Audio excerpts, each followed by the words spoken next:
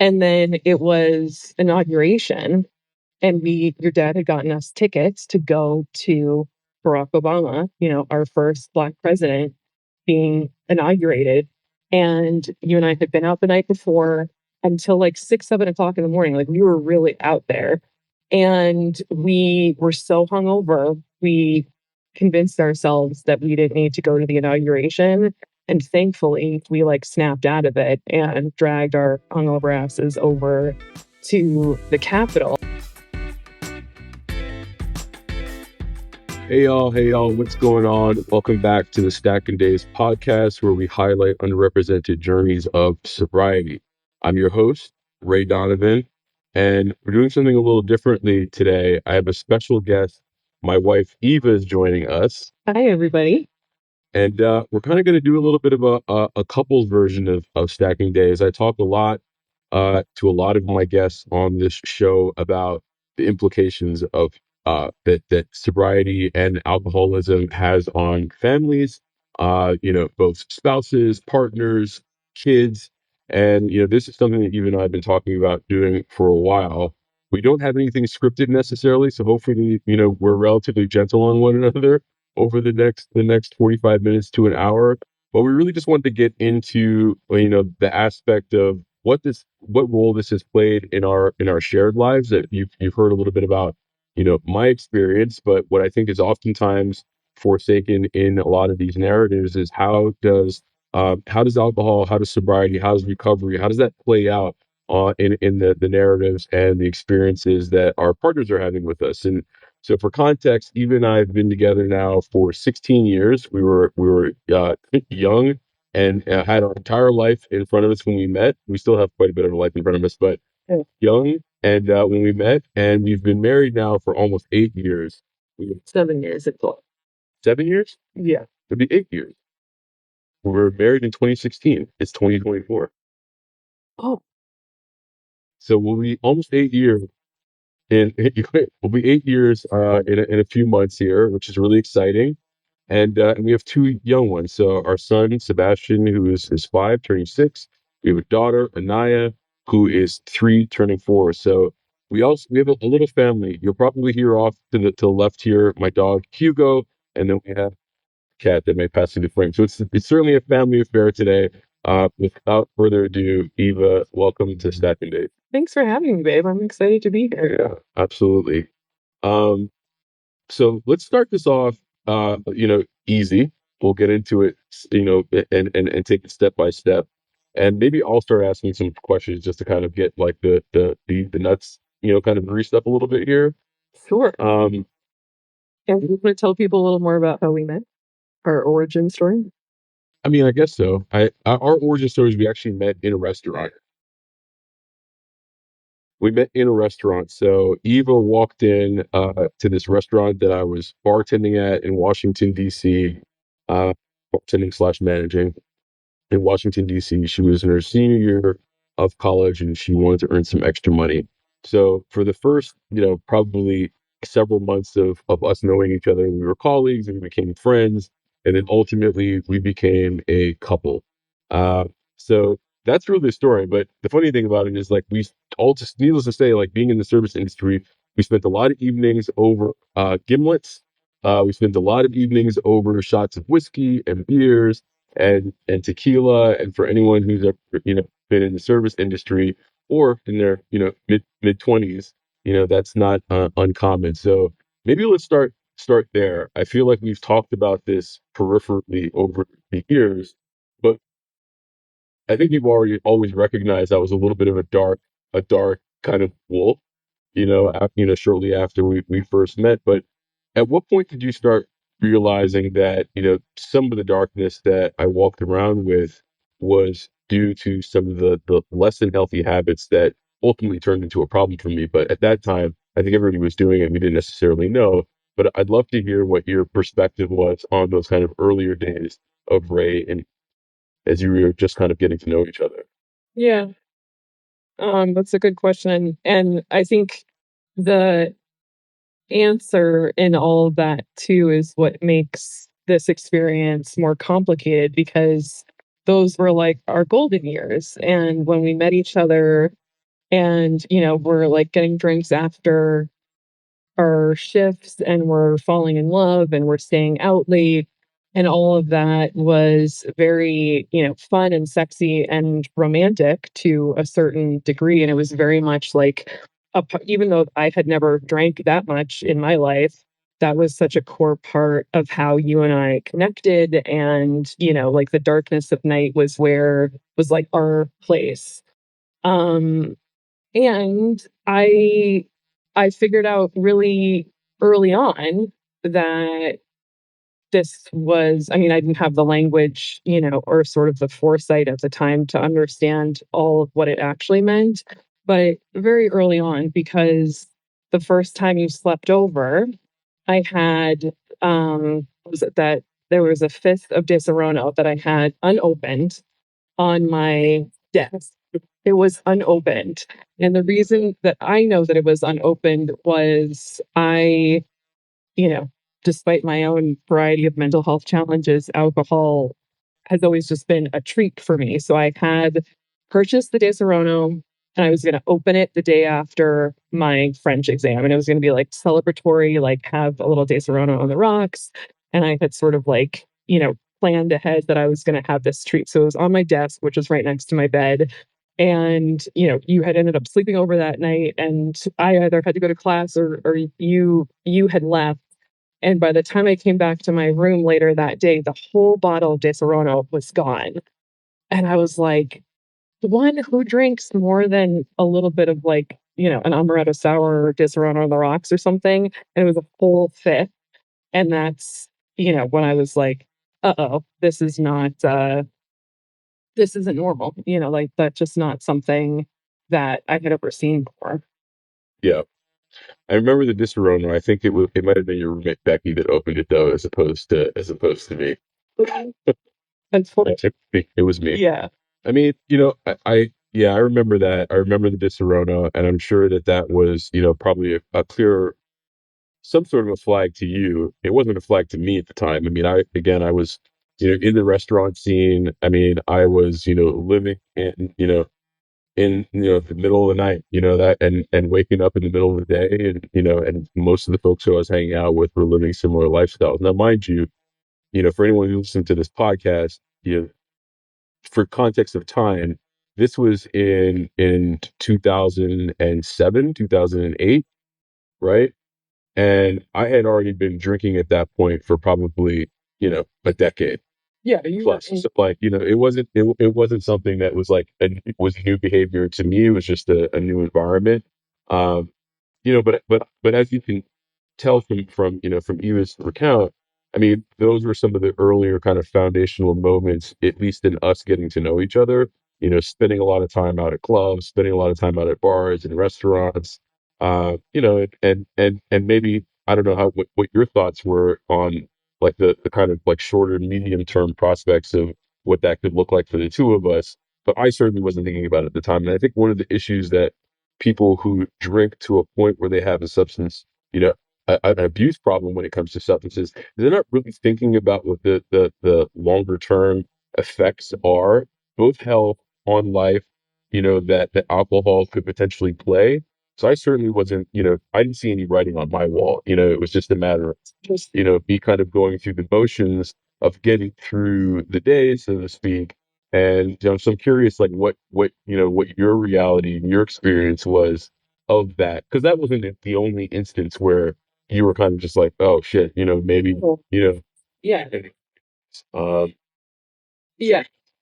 but I mean, we in the last like 2.5, almost 3 years now, we've likely teased out this conversation around my sobriety and my recovery and how it's played in our relationship. So we don't need to go into like the details and the instances, because I think for anyone who's been in it, we know what dark Yeah, days look fill like. in They fill in your own like, Yeah. nights and days. But that night stood out to me as just like a treat that I had saved for my, I mean, not that I was gonna share it with you, but something that like wasn't even part of our night. It wasn't like, we were drinking and that sort of thing, but that in particular sort of had stuck out to me. And also I was probably around that night too, that when we were out with your sister. And that's when, like, the werewolf became known to me at that point, when there was, yeah, just a darkness that I had never seen before, and it didn't turn me off because I sort of had sensed it, but it was like, okay, now I have some data points that, like, this just isn't the way to be. But it's interesting what you say too about, like, you not seeing the writing on the wall, because on the one hand I think so fondly of that time, like I was saying, because, like, we're like partying and we're falling in love, and like we were just out and about on the town for so many weeks or months. I don't even, it was literally a blur. um and then it was inauguration, and your dad had gotten us tickets to go to Barack Obama, our first Black president, being inaugurated. And you and I had been out the night before until like 6, 7 o'clock in the morning. Like, we were really out there. And we were so hungover, we convinced ourselves that we didn't need to go to the inauguration.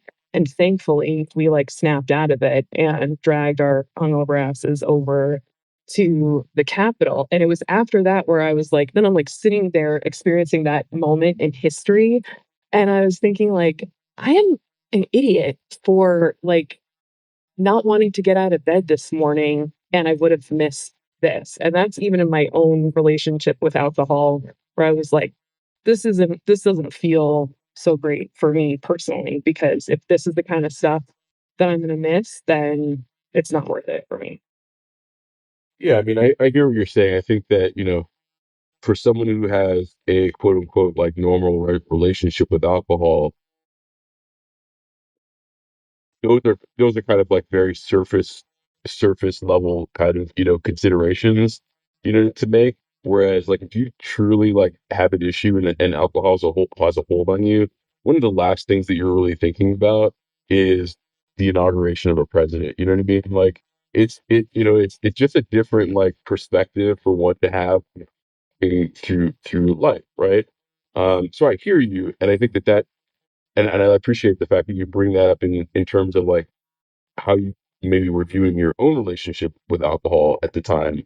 But I think that I'm curious about, how did my relationship with alcohol affect me? Because I mean, going out, we are doing a lot of these things together. Yeah. You know what I mean? And then at a certain point, you kind of pulled up, and maybe you pulled up because the environment was such where you felt as though you to control things more so for yourself for security issues.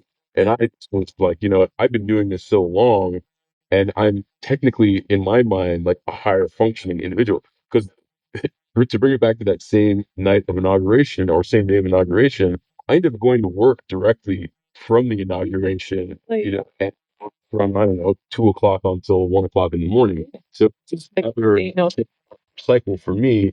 And it was just a matter of like, how do I get through the initial hangover? And I think like ultimately, like, yeah, the hangover sucked. But I think that the thing that sucks even more for someone who, is living that life where you're somewhat dependent, whether it be for emotional reasons, and for some, depending on where you are on the spectrum, for physical reasons, you know, you, how you interact with your day to day is with alcohol is different, and how you kind of come back to some sort of place of normalcy while you're drinking is different than someone who is, what, for lack of better term, is a normie when it comes to how they drink and how what their relationship with alcohol is. yeah. Well, and to be clear too, I think me mentioning that particular instance and mentioning my like own calculations about my own intake of alcohol, it isn't because of my relationship with alcohol. It made me realize that you can't control your intake of alcohol. And so, or like your threshold for it was so much different than mine. And that was the beginning of me recognizing, like, oh, we're not, like, I can't do what he's doing. And like, I don't have such a good time feeling this way, the way that he does. And if he doesn't see it's a problem, that, I mean, because I think even your sober self today, like, my God, if we missed that moment in history, hopefully today you appreciate, us being hungover and at least showing up to that. But that's when I started to get this like feeling of, I might need to be hyper vigilant now on both of our behalfs, because if we're just going to be slumps in bed for the rest of the day until our shifts later on tonight, like that doesn't feel so good. And I know that like he's not going to want to do that. So that's why I mentioned that in the context of like my personal journey. And that was pretty like immediate to be like, okay, this is not you know, I can't go alone in this experience then because this is so central to your how you interact with the world around you after work, whatever. And I mean, it's had a to answer your original question, it has had a profound effect on me for even in ways that like I'm still sort of coming to understand because even things like, you know, if we didn't have alcohol or like I wasn't doing something where you could access alcohol, I wasn't sure if you were going to want to hang out with me. And like there's nothing worse too than like and like some nights I might want to have a cocktail with dinner or whatever, but there's nothing, quite frankly more annoying than like hanging out with a drunk person when you're sober. And you would have, a minimum of 6-ish drinks every time we sat down, whether, it was a Tuesday or whether it was a Saturday. And that started to make me start to calculate like, okay, I need to be the one who's um, keeping an eye on time, like it's okay, like is the bar closing soon, or like, oh, okay, well, how many drinks, like keep an eye on budget and stuff like that. Like, we can't be rolling out of here paying $500, if he's ordering shot after shot. And so very early, it was even like tactical things like that where I was just like, oh, okay, I have to sort of keep a closer eye on these things now.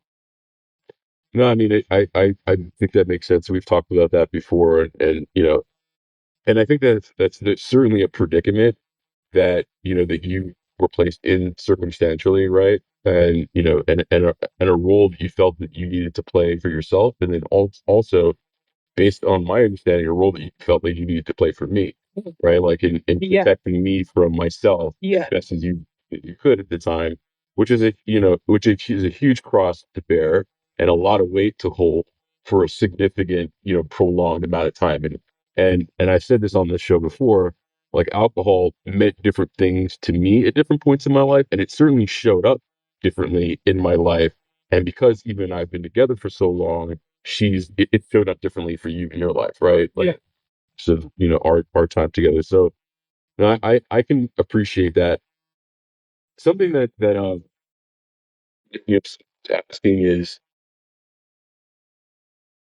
before I get into that, one of the things that I wanted to say is I feel like one of the you mentioned like my threshold for my drink was just so much higher, and I think because of that, and I don't know if anybody out there who's listening uh can empathize with this, but because of that, you almost feel as that you can go because you have such a high threshold.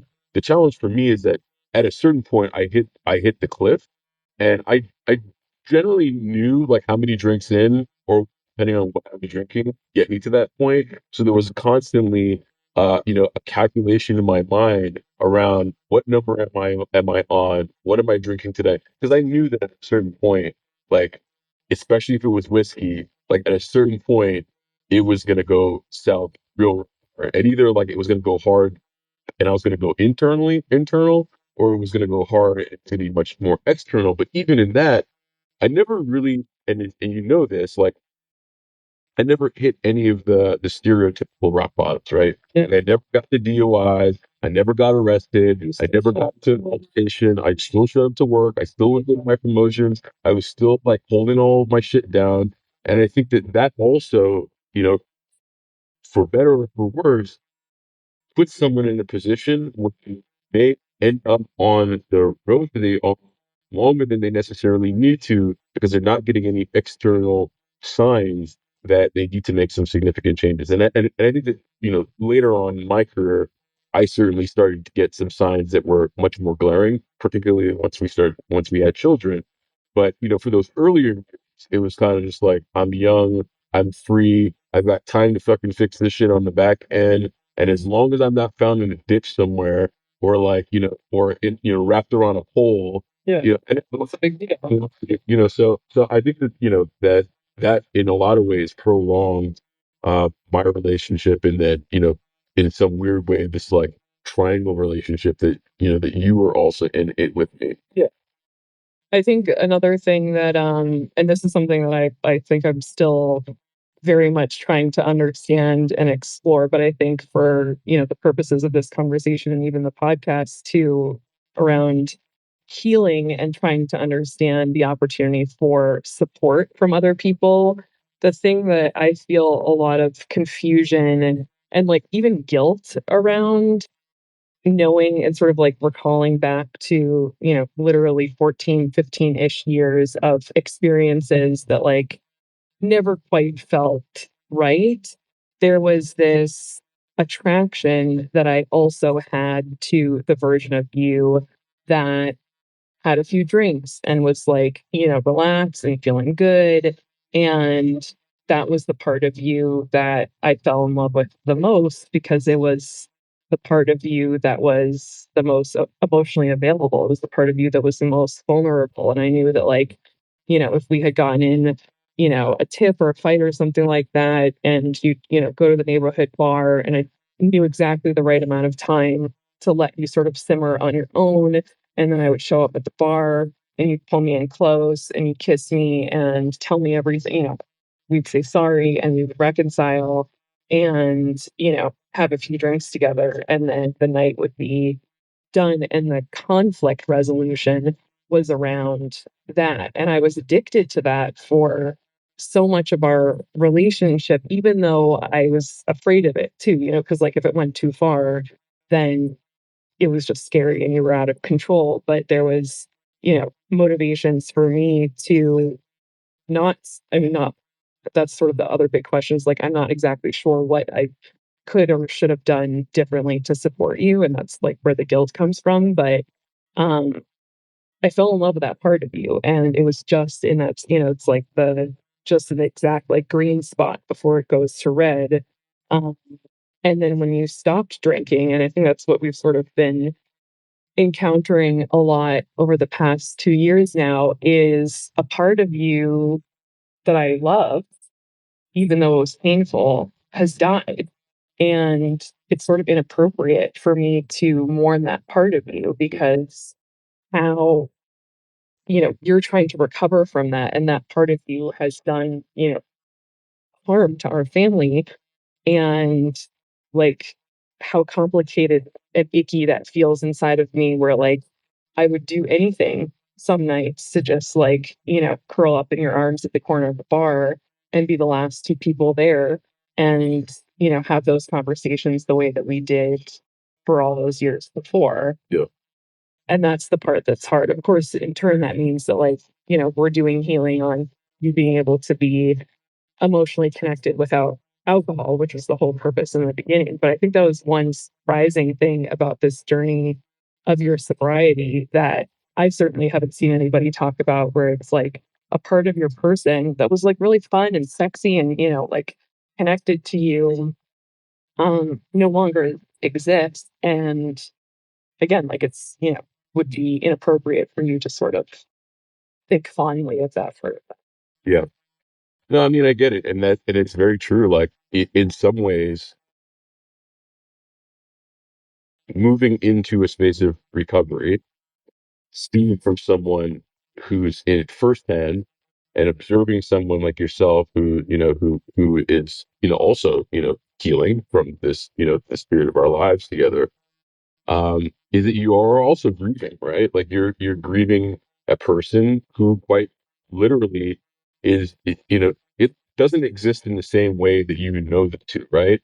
And I think that that's part of the challenge, and that's part of what the longer term road is, because as I continue to find ways to tap into myself emotionally, I then need to pass that on so that I can open up, emotionally to you. And I use alcohol for that. yeah, the beer and shot would do. It was a crutch for me in a lot of ways, and a mechanism for me in a lot of ways. And for some things it worked really, really well. You know what I mean? But there is that, but the issue is that, you know, there is for 90% of the time, maybe 75% of the time, it was manageable. And then you have the smaller sliver of time where it was unmanageable and you never necessarily knew how bad it could get, right? Yeah. And I think that that was and for me, that scares the shit out of me. And like ultimately, yeah, like that's what, keeps me discipline towards the path that I chose almost 3 years ago is because, like, yeah, I mean, there are certainly times where I'm like, I'd love to crack open a bottle of red wine and sit down and, and do that thing. But then, when I play it forward, and when I'm talking about playing it forward, I'm not even just talking about playing it forward in the evening. I'm talking about what does this look like if I start on this path for the next month, the next 2 months, what does that look like in a year from now? And how is this going to start playing out in my life in unintended ways? I kind of already know because I've been there and I've done that. And it's just not worth it. So I think that one of the challenges is like, how do you also get to a place where you're a part of this recovery journey? And I think that's one of the things that I've probably been for is like involving you more, probably like intrinsically in like my evolution, so to speak, versus like giving you, notes on my experience that you have to go back and decipher for yourself. And, so now we're, almost 3 years into this thing.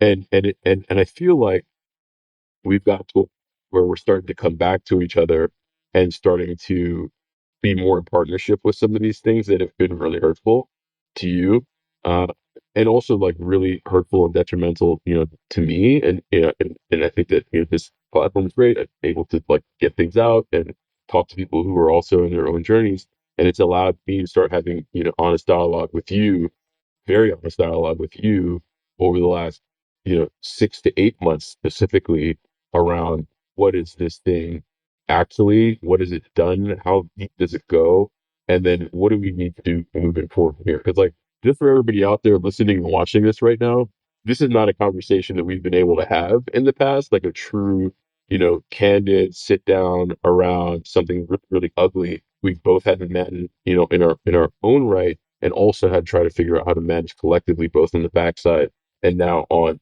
on the other side in the sobriety space. So with that, I mean, proud of us for that. Yeah, and it's not easy, and I feel like for people who've been through it, who have a partner who's had to experience this with them, you kind of got to give your shout out to your partner, like thank you for for sticking in this thing with me, and because I think it's also like a healing and a growing process for you too, and it's hard enough like me doing it on my own, but trying to figure out how do I align to you if you're on your own journey. I think that's been probably the crux of like us trying to get over the last year. Yeah. Well, and I'm curious if you had, because I certainly hadn't in my head, I sort of naively thought that once you truly stopped drinking alcohol, you would be healed. That was like my largest miscalculation. Um, what did you what did you think was going to happen in this journey of your sobriety, knowing that you're in a long-term relationship with somebody, and how was I going to play a role in supporting or not supporting you in that journey? I think initially, well, just to kind of level set, I started thinking about sobriety and the journey towards sobriety for September of 2021. Like, yeah, when were you really like, this is not good anymore? Well, years before, I mean, remember when I had that whole fucking thing with the whiskey and then ended up going to an AA meeting in Brooklyn. Well, yeah. Like that's how far back I started thinking about it. I wasn't sure if that was the moment or if you had moments before that too. Well, the reason I say that is because that was the moment when I started looking for resources, right? And in looking for resources, that's when I started listening to a lot of other people's stories and recognizing very clearly that a common misconception that a lot of folks have and then realize afterward is that just because you stop drinking alcohol doesn't mean that you've solved all of your problems, right? So intellectually, I knew that going into sobriety, like at some point, now that I've stopped the drinking, I'm going to have to start like unpacking and dealing with all this other stuff, which is why I started sobriety. I mean, therapy, which is, why I started the podcast, which is, why I started reading a ton more and, so on and so forth. So like, I didn't walk into this thing in September realizing that the thinking to myself that like, once I stop drinking, like everything's going to be fantastic. I wasn't focused on that in my early sobriety. I was just focused on like peak sober, right? Like that was like the main, because I was like, I got to get to a point where at least I have some clarity, and then I can kind of get into the meat and potatoes of this whole thing. Um, so I didn't have that misconception, and even to this day, I'm in my early 40s. Like I have 3 decades of life that I need to address. You know, 3 decades of life that I need to address in a way that is that has been unfamiliar to me. So it really is like an overhaul of how one experiences the world around them. Yeah. People, the places, things, like, you're doing an audit on where you are in life relative to where you want it to be. Like you're trying to avoid, the thoughts of, shame and regret, and you're trying to like redeem yourself for all of these things that you either did or you didn't do, so it is a lot. But I wouldn't have been able to get there if I didn't stop drinking. So like for me, like the step one was, how do I figure out a way to get off of this thing for long enough so I can start addressing these other areas of my life that need addressing? And by the way, it just so happens that all of these other areas that I need to address overlap with areas of life, for those who I really care and love deeply, i.e., my wife, my children, and my, and so on and so forth. So, I think that it's, and I talk to people who are in longer term sobriety, like 10 years, 15 years, and I'm like, okay, I'm 3 years. I'm like a baby in this whole thing. And what I realize is that the process of evolution never ends for someone who's in this space. Yeah. I mean, it's a fantastic gift to have, to be in a space where you're constantly evaluating oneself, critiquing oneself, and trying to like better oneself, like truly better oneself. And I don't know if I necessarily would have gotten to this place if I hadn't drank as heavily as I did for as long as I did. So there is some inconvenient truth. Yeah, so there is somewhat of a gift in that curse, but certainly, so a lot of the things that I use alcohol to cope with, I mean, they still exist in me today. Yeah. It's just that I'm 3 years removed from the thing that I would rely on to alleviate a lot of that tension, a lot of that pain that I was trying to basically avoid. So I mean, it's a recognition that I had, and now it's a recognition that I'm living. Yeah. If you're willing to share, I have a few questions. But what, if you can identify it, was the voice or message that you were trying to quiet by drinking that now has been able to come forward by being sober, or that you used alcohol to help you communicate that you no longer have alcohol to communicate for you? Hey, that's a hard question to answer. I think actually it's not too hard to answer. The voice that is the voice is my voice of honesty. Like I think that I was probably my most honest self when I was intoxicated. Now, there was a thin line between being honest and then at a certain point not being like coherent, right? So I was able to express myself without inhibitions. I was able to move through spaces without like second guessing, myself. I was able to, because implicit in what you're saying, then when you were sober, you second guess moving through spaces. Oh, I do now. I do now. There's social anxieties, there's performance anxieties, there's the extreme um, distaste for, you know, criticism. You know what I mean? Like, all of these things have always existed. It's just that whenever I felt those things in the past, if I was in a social setting, I'm like, you know what, fuck it, I'm gonna get myself a, like, go get me a glass of red wine, one or two of those. I'll be able to deal with this, and or so like, so I think that that in a lot of ways was what it was, and so now it's like, how do I tap into this honest part of me, both honest to myself and honest externally to people around me that I care about specifically, because everybody else, like, they're going to obviously see a version of who I am, whereas you and I, we spent so much time together. Like, I have to be honest with you, right?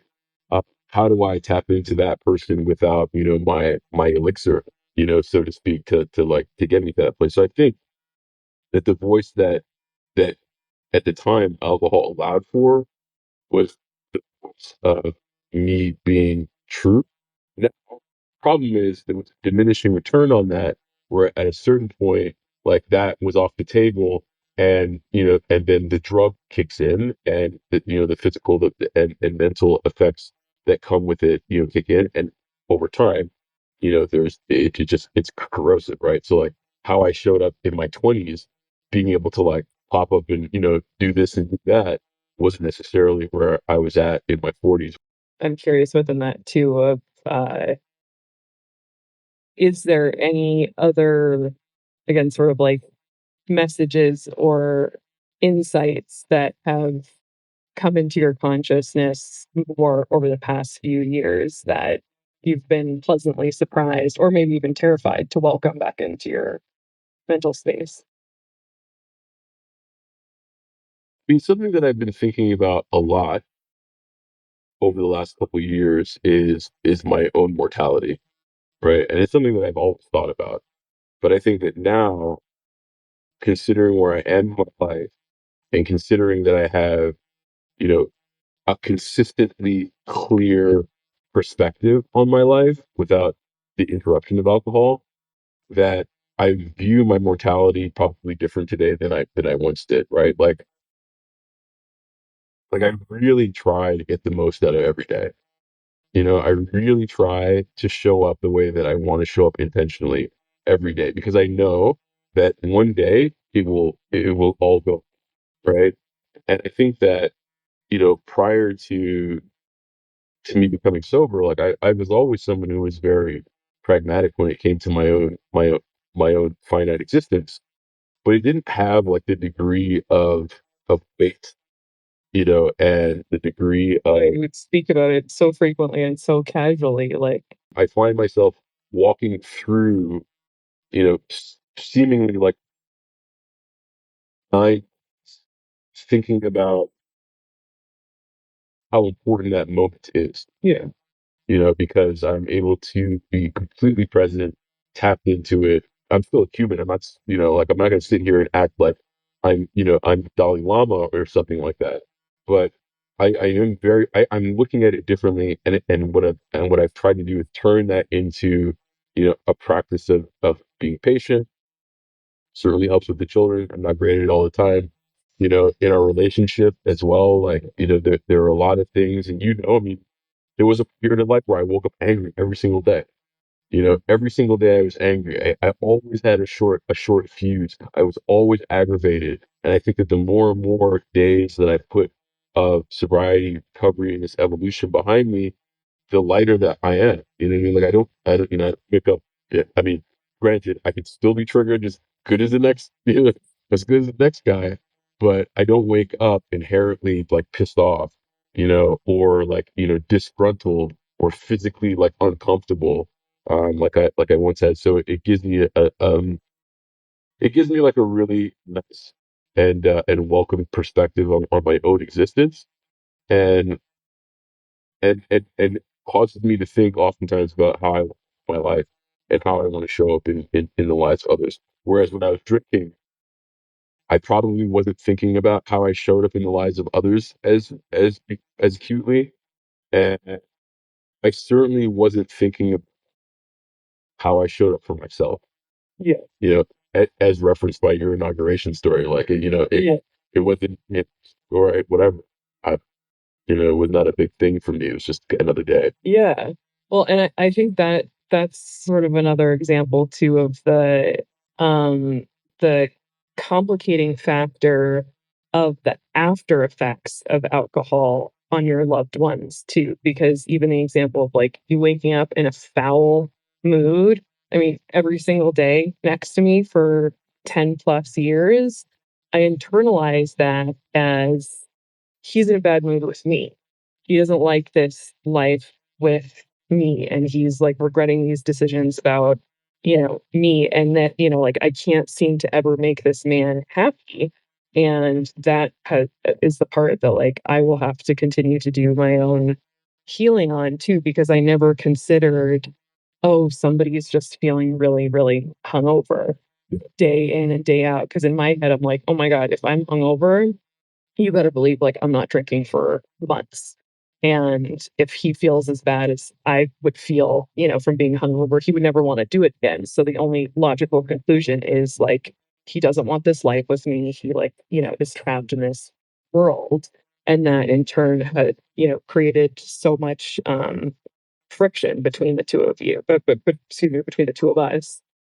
Um, and so I guess another question I have along those lines too, and you always ask your guests this sort of at the end, you ask them, what would, you know, if somebody wanted to help you, like what would you tell them to know that, you were really suffering and that you really had that you needed help. And my question to you is like, what does somebody who loves somebody who's struggling with this, what, because it's not even that we don't know. It's could be pretty obvious at a certain point. The difficult thing is trying to figure out what to say or what to do. What can somebody say, or even what you've done that you would have heard and you would have maybe not waited until, because the truth matter is you stopped drinking, yes, because you made that decision, but that decision was also made for you. And so it got to that point where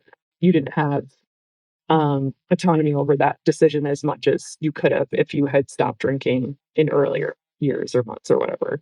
So, what, if anything, can, yeah, a loved one do? Um, Because I never did it successfully. It always ended in a fight. no, and to be honest, I do ask this question of a lot of people, and I don't think there is any right answer to this question. And I don't think there's any wrong answer to this question. I think it's just a matter of like having a conversation, right? So what I think is it's really hard to create a space that people feel safe in when you are also in a position where you feel like you have to protect yourself from that person.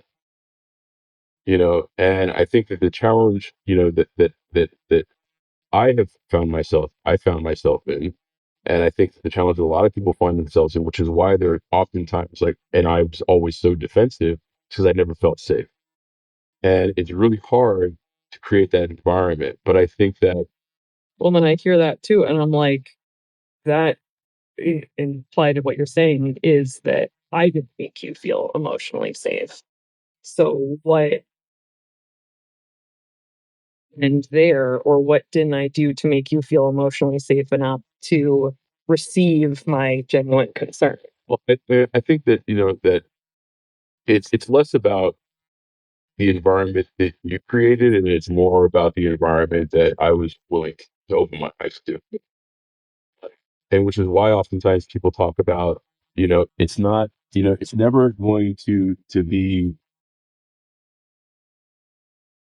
a circumstance where someone's going to step into recovery unless they're willing to do it for themselves. And yes, to your point, I decided to do it one day, and you would say that my hand was forced to a point where I had to. But there are many people who would have drank through that last moment that was defining for me, but but still maybe for some wouldn't have been considered a rock bottom. You know what I mean? That's how people like lose everything. Well, yeah, So that's what I mean so in terms of your hand being forced on that, where you would have lost. and that would have been, a horrible story to have to look back on. Hopefully, I would have been in a position to look back on my life and recognize that. But I don't know. I don't. I think it's a really hard thing to ask someone else to do for someone who's struggling, like unless they're in a place where they're willing to get some help. And for me, like that moment in September where I clearly caused you emotional harm, physically, was more aggressive than I have ever been. Like, said things in front of the kids that I wasn't proud of. Like, I could take those things back, but I could make a commitment for it to never happen again, right? Yeah. Because you guys are important to me. And but I think that, like, unless I got to a place where I recognized that that's what I wanted for myself, there's nothing much you could have done. Yeah. And that's just for and I don't think there's like a broad stroke that you can just say this is what it is for everybody. I just know for me, I don't think anybody could have done anything for me. Yeah, it was It's just hard to like accept too, when you love somebody and then also thinking about, you know, those precipitous events being like, man, if I could have, I would have done anything to avoid the rock bottom looking like. yeah, I mean, I don't know. I feel like sometimes people talk about hindsight being 2020. I think it played out exactly the way it needed to. You know what I mean? Like, yeah, honestly, like, we are here today because our lives and played out the way that it did. Um and for as much pain as that caused our family, and having to make that transition, and we're still very much in the process of like making that transition. I feel like, I mean, we always will be, because again, for me it's been several decades, for you it's been almost two. Like, we got to like really be authors of what the next several decades are going to look like. We wouldn't have got there without those moments. So I'm just glad that didn't kill myself. Yeah. And I'm glad that you didn't get to a point where you stopped loving me. And I'm glad that, yeah, well, where I couldn't be with you, you could be with me, right? Um, so certainly not an easy question to field. I mean, I think it was pretty clear for you that I was struggling. I think that the challenge for you was, how do I address that with someone who doesn't want to touch the topic or the subject matter with, a 1,000-foot pole. And life has a funny way of like putting things in front of you that you can't avoid it any longer. I think that's ultimately where we got to. But even in that, like, it took us some time to be able to start having dialogue, right? Yeah. It's too, very intense. And, but I think at the end of the day, the thing that continues to sustain us is the fact that we genuinely enjoy each other. We genuinely love each other. Uh, and with the exception of, some, pretty low points, uh, that at least I brought to the table, like, we've been able to create a pretty nice life together with one another. So, there's a lot to redeem there, and there's a lot to feel proud about. And I feel like and I feel very, very fortunate that at least we're in a place where we can, almost have like this new lease on our relationship, and get to know and love each other, we are today. Yeah. Hey guys, I hope you're enjoying the episode. If you are, we'd really love it if you could leave us a rating and a review on Apple Podcast or a rating on Spotify. And of course, please feel free to invite somebody into the conversation. If you feel like you have a story to share on the podcast, why not apply to be a guest? You can do so by completing the form on the podcast description or find it on stackanddays.com. That's stacknday's.com. But for now, let's jump back into the conversation. Because what we don't talk about also is that you've also been on your own journey of, like, of evolution, of becoming a mother, becoming an entrepreneur, and like all of these other like really big life things that, will stress the hell out of somebody, in addition to living with someone like myself who also has life things. And oh yeah, he's, trying to abstain from this thing that he's been using for, his whole life to manage his whole fucking life. So, we've had a lot to deal with, but at the end of the day, like, I think that's what makes our partnership strong, even though that is the same thing that potentially could have torn our partnership apart. The downfall. Um, and I appreciate you saying all of that, because I think that is the thing that we need to focus on too, is like the gift that we've been given at this point of sort of reimagining our marriage and our relationship with each other. Um, Even though it did get a little dark there for a second, but I think we've come back from that. Uh, and I'm curious too, if you if there were any parts of your identity and sort of your evolution as a human being, because again, like, you've drank through a lot of parts of your life, like since you were very young to, college and then early adulthood, and then, like, you were my fiance and then husband, father of one and father of two onwards. If there was any particular chapter that has had more weight than another in terms of motivating you to be present and be sober, and really was the part where you were willing to lose out.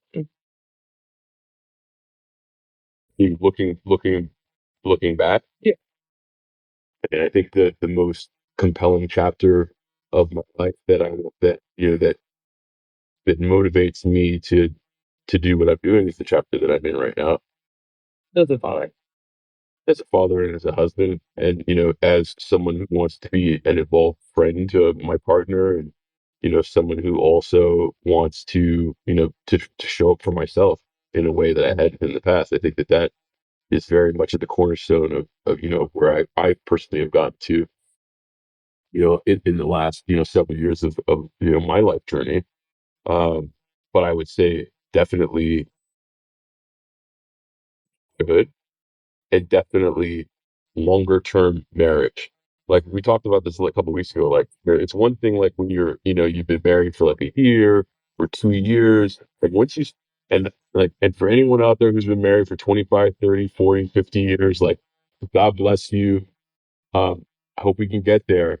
But once you kind of cross that 5, 6, 7 year mark, and then you like realize like you're in marriage, like you're like in it, and it's not what it was, in year one or two, and it's not what it was before you got married.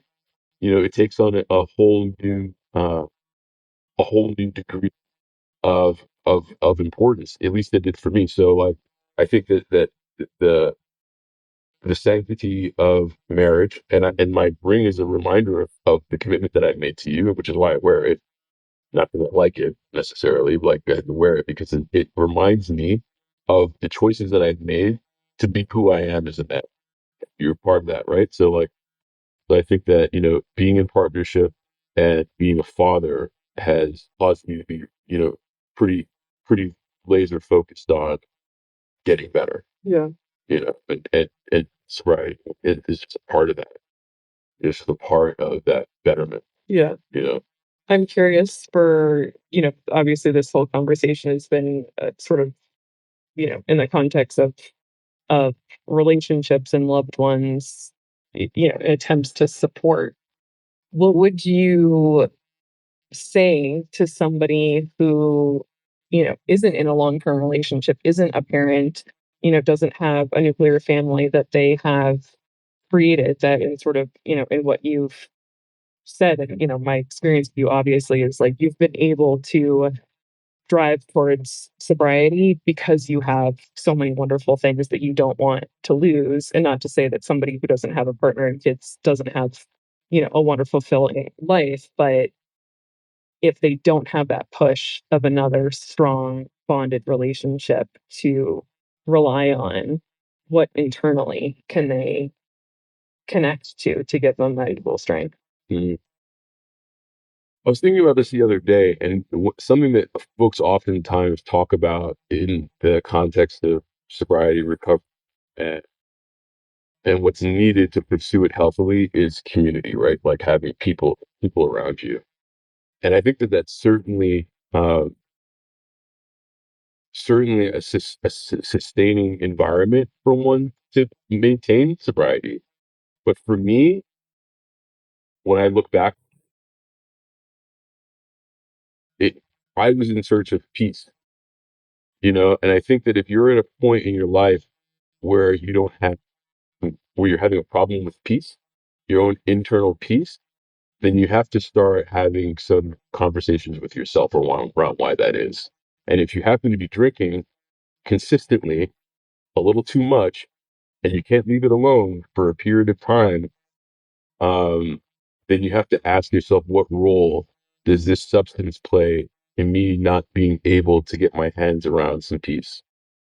And, so you don't need to have kids for that conversation. Yeah. You don't need to have a significant other to have that conversation. You just need to have a conversation with yourself and be honest with yourself. And for me, this is all about, it comes down to honesty and transparency. And that begins first and foremost with the conversation you're having with yourself.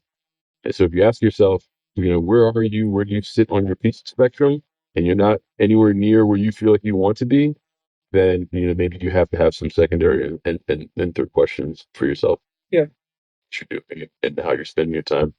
And certainly if you get to a point where there's certain things that are unmanageable in your life and you can't for the life of you figure out how to make your way through through the fog to manage some of these aspects of your life, then that's another reason to have some real honest conversations with yourself around what is the common denominator here that potentially could be preventing me from getting my hand on some things that I think that I deserve as a human being. Yeah.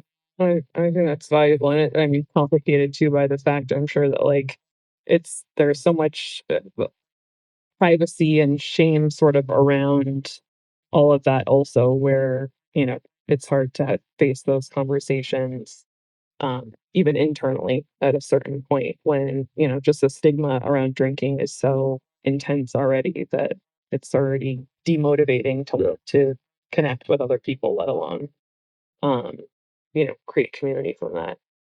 Any point in time, there's nothing easy about this. Yeah. I mean, there's nothing easy about this, and there's nothing easy about life. So the determinant factor as to whether or not you're going to be able to live the life that you want to live is that if you are going to start living the life that you want to live, and that's going to come with having some really, really challenging conversations, and those are going to start with you. But until you can do that, you're not going to be able to move anything. Yeah. You're not going to be able to move anything. The smallest pebble, you're not going to be able to move. And so I think that ultimately it comes down to having some honest conversations, and yeah, sometimes it's so difficult to create a safe environment for yourself to have those conversations. But I urge anyone to try to push past that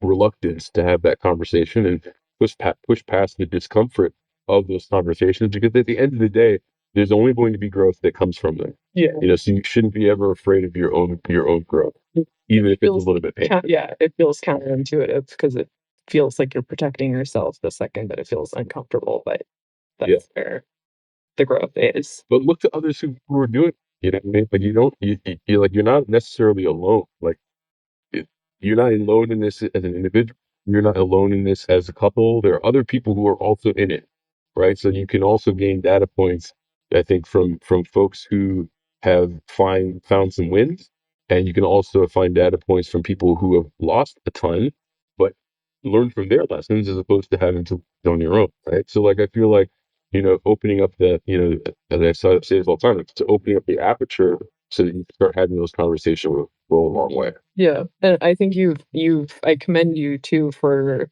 you've done a good job of exemplifying and showcasing all of the different tools and resources that one can sort of patch together to be able to figure out which things work for you on this journey. And I think, even obviously the purpose of this podcast being one of them too, but I think that you showcasing, like you're saying, that widening the aperture so that people don't feel like, well, I'm not much of a podcast person, or like, well, I don't have any family that loves me to support me, or like, going to AA feels weird, and just being reminded that there's so many um different ways to succeed in this. Yeah.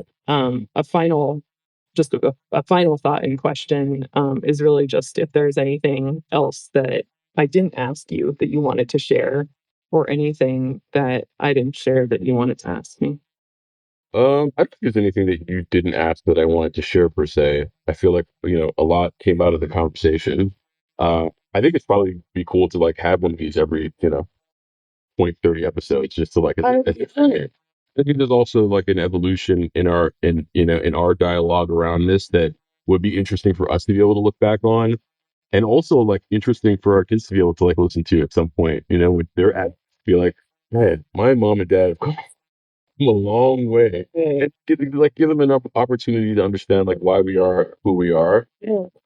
So often like we look at our parents as though they're these grand mysteries, right? And we spend so much time trying to figure them out. Like part of what this whole project is, for myself and also hopefully for the guests who come on, is just a documentation of the fact that we are just people, trying to figure this thing out. And I think it's really important to be able to come back to that because there is evolution there, and there is, a timeline that people can witness, that you may not necessarily recognize in the moment. And that's what moments are, right? But you string enough moments together and then you have a story. And I think that there's a lot of story here. Yeah. We can, share in real time, in real life with our kids, but also have this documentary where they can go back and like learn a little bit about, what has got us to where we are and then what, got us to where we're going to go. Yeah. But look, let's end it there. This dog and cat are like in the background, just, wreaking havoc. Yeah. I don't know if it's being picked up on the audio, but they're usually just knocked out asleep. I think they're feeding off of the healing vibes. Feeling- Feel- Look, sweetheart, thank you so much for joining the show, especially on late notice. You're always I know, yeah. It was a good sport. So thank you, I appreciate it. My pleasure, and I'm really proud of you and really grateful for the opportunity to take a little part in this experience with you, and also really proud of not only the community that you've built through this experience, but really proud of the individual people who have become so curious or so committed to, doing this work for themselves alongside you. So um, that just feels really good to be able to be a cheerleader in this space. Appreciate it. Appreciate it. Well, thank you all for tuning in. Thanks for listening. Thanks for checking out the show.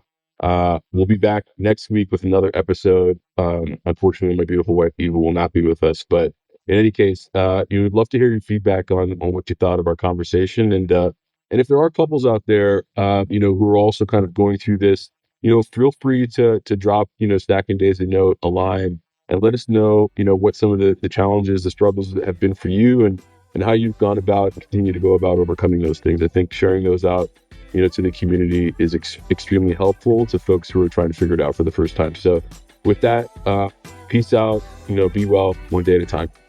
I appreciate you guys listening to the Stacking Days podcast. I hope this episode added value to your recovery and wellness journey. Before we go our separate ways, let's connect on social.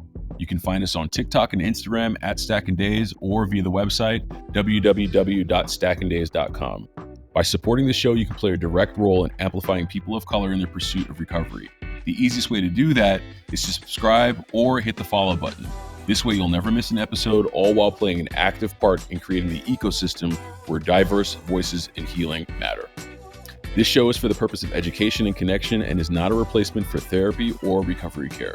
For more information on the resources and support available, take a look at SAMHSA and some other resources shared in the description. Until we meet again, be well, one day at a time.